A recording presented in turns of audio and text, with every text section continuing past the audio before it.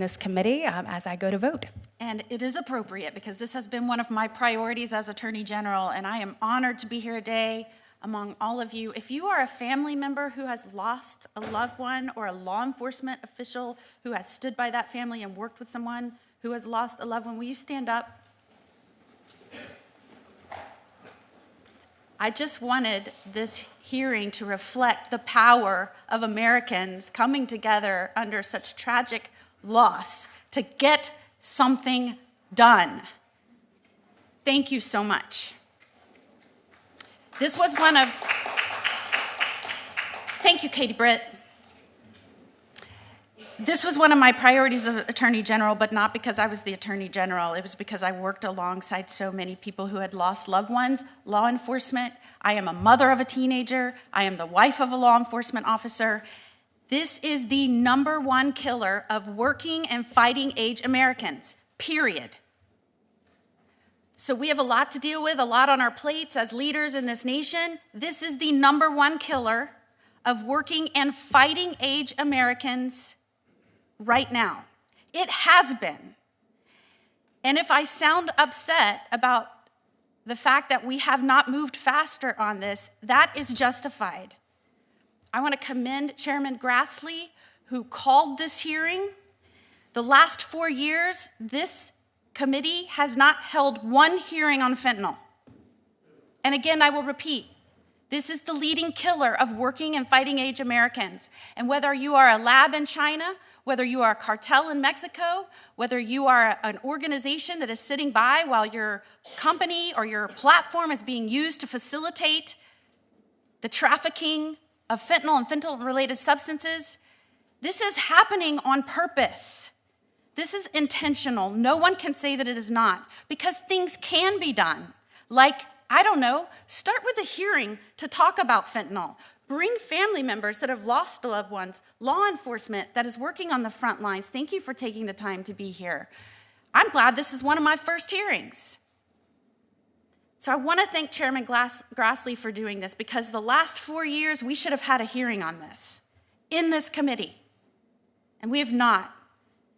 I'm the newest member here. I sit at a kid's table, if you can see. I'm not even attached to the real bench. But we're going to talk about it moving forward. I can assure you that. I just spoke with Joni. She said when she got here, she pledged to be a squealer on budget issues. I'm going to be a squealer on the loss of life, because this weakens us as a nation, weakens us. And I know all of you know that. I also want to thank a great president who has done a lot in the first 2 weeks in office. You know, in the last 4 years, I said repeatedly, as AG, we need to declare the cartels as foreign terrorist organizations. He got that done.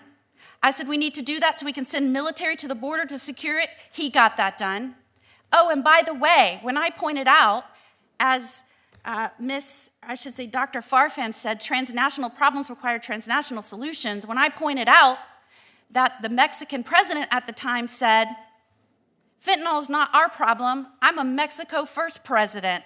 Fentanyl is an American problem. Soon thereafter, our commander-in-chief said that Mexico was a great partner. I am so glad that we have a president now that within the first 2 weeks leveraged tariffs, that now Mexico and Canada have both pledged resources and bodies to help shut those borders and stop the flow of fentanyl. That's how you get stuff done. It can happen if you have people committed to it. Transnational problems do require transnational effort, and I'm glad we have a commander-in-chief holding feet to the fire and getting it done. There's been a 350% increase in fentanyl deaths among our teens in the last 4 years. I want to just say, as a mother, I could barely hold it together when I was listening to your testimony. I have a teenager right now. I cannot imagine the indescribable, overwhelming, traumatic pain that you have suffered, but I want to thank you for being here, for sharing your stories, most importantly, for sharing your children's stories, so that we could not only honor Daniel and Devin, remember them, but bring meaning to what you have gone through, so that other parents, I want to say, I and you and other parents right now of teenagers, we're about the first generation of parents having to deal with this mess. We're learning as we go. You are on the front lines in this fight, helping us, leading the way, shining the light. We've got your back, but we need you showing us where to go, and I want to thank you for that. I want to start with you, Ms. Noring. What platform did your son obtain counterfeit pill that contained a lethal dose of fentanyl? Snapchat. And I'd like to move to you, Mr. Puerta. What platform did your son find a counterfeit pill that contained a lethal dose of fentanyl? Snapchat. Snapchat has become a vast online drug market. There is no doubt that it facilitates drug sales to vulnerable children. Many who think they're buying Xanax or Percocet or Adderall, when in reality it is a pill that has a lethal dose of fentanyl. 7 out of 10 counterfeit pills now have a lethal dose of fentanyl. Many of these one pills can kill 4 adults. That is what is out there lurking for our children. The National Crime Prevention Council estimates 80% of teen and young adult fentanyl poisoning deaths can be traced to social media. And I know we're talking about Snapchat because that is what brought tragedy upon your lives, but there are other social media platforms where children, vulnerable populations, are obtaining access to drugs. Teens can now get drugs so easily.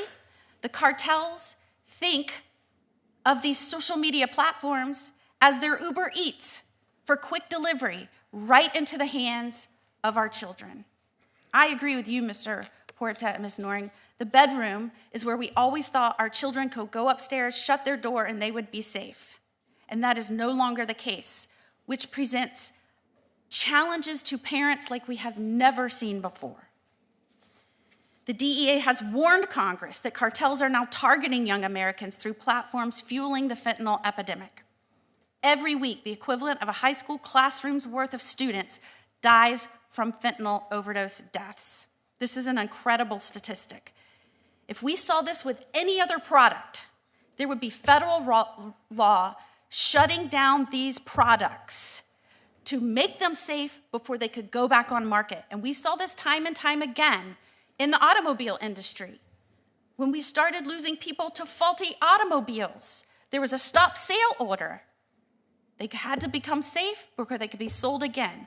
Why can't something similar be applied to social media platforms? Especially when the death toll is so egregious. I mean, you can look at the deaths from some of these automobiles, and that was over years. The Pinto was 89 deaths, or 180 deaths. The Too Fast Toyota was 89 deaths. What did I say? Pinto, 180 deaths. Ford Broncos, 823 deaths. We lose way more than that just in kids overdosing from fentanyl every single year. We have got to get going. We have got to get stuff done. And so I would just say this. This is what happens when you're the junior senator and you're last. If you could tell us, Congress, after we pass the Halt Fentanyl Act, which deals with the changing the chemical compound to get around the laws, right? After that, what is the most important thing we can do to stop the death toll on our children here in the United States? I would say, Senator, passing the Kids Online Safety Act, the Cooper Davis and Devin Noring Act, the social media reform really needs to take the front line. Section 230 reform needs to be done because you cannot continue having these platforms have that kind of power over the parents and be allowed to kill our children, in a sense. Mr. Puerta? Well, there's a lot that we can do. Definitely have to schedule the fentanyl and all of its analogs as illicit fentanyl into the Schedule I drug. I would also say, though, that we have to target the supply chain. We have to strengthen border security. We have to crack down on the chemical supply. We have to destroy the cartel infrastructure. We have to increase intelligence sharing between both countries, support Mexico's security forces, expand sanctions and designations.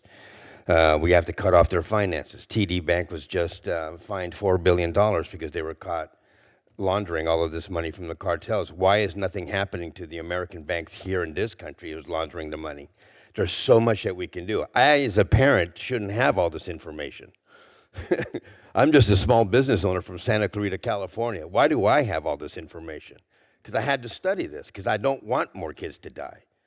We have to go after these we have to go after the launderers. We have to go after, target corrupt officials on both sides of the aisle. Not on the aisle, but in Mexico and here in the United States. We have to seize assets. We have to also reduce the demand for drugs here in the United States. There are a lot of people who are addicted to drugs here in the United States, and we have nothing for them. Nothing. We have Medi-Cal, maybe they'll give them 30-day rehabilitation, and then you're out on your own. We got to get them help as well. We have to expand addiction and treatment and recovery. We have to increase penalties for distributors. We have to hold Mexico accountable, pressure the Mexican government to do more, obviously. We have to leverage trade and diplomatic tools. Military intervention as a last resort. Mr. Trump, Donald Trump, our president, just designated them as all criminal cartels as FTOs, as a foreign terrorist organization. I think that's wonderful. I think that's needed. But we have the same problem here in the United States as well. So I think that it has to be bilateral, it has to be bipartisan, and there's a lot that needs to be done. If not, more kids are going to die. But definitely the first and most important aspect of this is getting this scheduled as a Scheduled 1. We have to do it, because if not, more kids are going to continue dying. Thank you for being here. Thank you. Thank you for your advising us. And Devin and Daniel certainly will be remembered in this committee, and you've made sure of that. Thank you so much. At this time, I get the honor of recognizing Senator Tillis. Well, what a